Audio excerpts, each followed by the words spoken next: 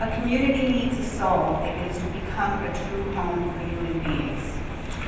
When I was asked if I would get up and say a couple of words, it made me very uncomfortable. But I was told to speak from the heart, so that's what I'm going to do. Sorry. Is that better? Yes.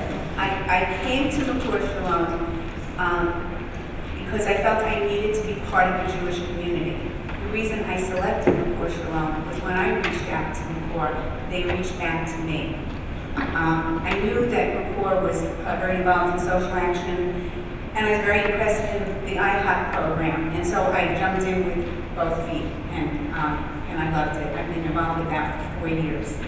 Then I found out about the caring community, and I got a call from the office asking if I would be willing to prepare a dinner for Don and Karen, and I said I would, and that gave me an opportunity to spend a little bit of time with them.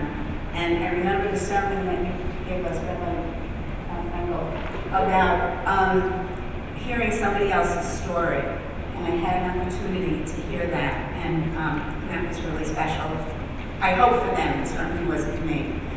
I met some incredible people being part of both of these communities, or these committees, and I'm very grateful for that. One thing though, that we always, when we sit down and we talk, we always say the same thing, that we always get back much more than we give, and I'm very grateful that I can do that.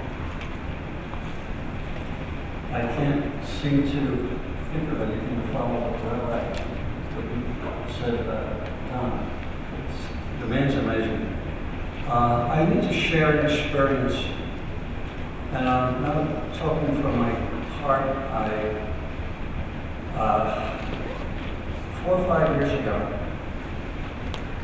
I became friendly with a gentleman. Actually, it was more than 4 or 5 years. It was about 20 years ago. And he was part of the men's club. One thing led to the next, and a couple of times he didn't show up. And I found out he wasn't feeling well, and one thing led to the next again. And I heard from the family that, could you maybe spend some time with him? At the time, we were trying to plant some seeds of this caring community within the men's club. Many of the gentlemen here attend the lunch, and they're much aware of what I'm talking about. We began to plant those seeds. When the rabbi joined the synagogue, he then was adding water to some of the seeds that we had been trying to plant. And I began to spend time going back to this gentleman, with this gentleman. First, I was doing him a favor.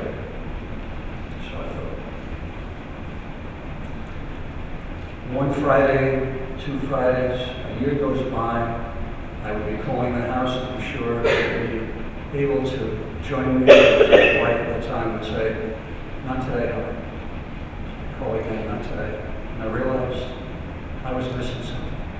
Something was going out of my life. He gave to me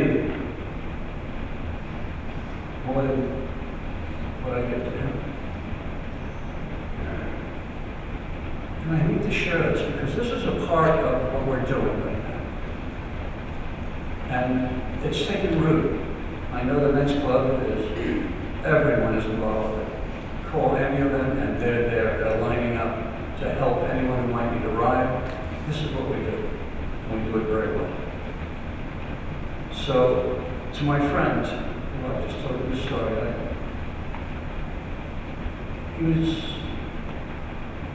he added a lot to me. He gave back so much to me. So, from this point forward, it's funny, a song comes to mind. I wrote it down. Would you believe that I actually wrote down, oh, I get by with a little help from my friends? Why did that come to mind? It was just interesting. So, on that note, I thank Sheila. Thank you, Rabbis. And thank you. Good shows.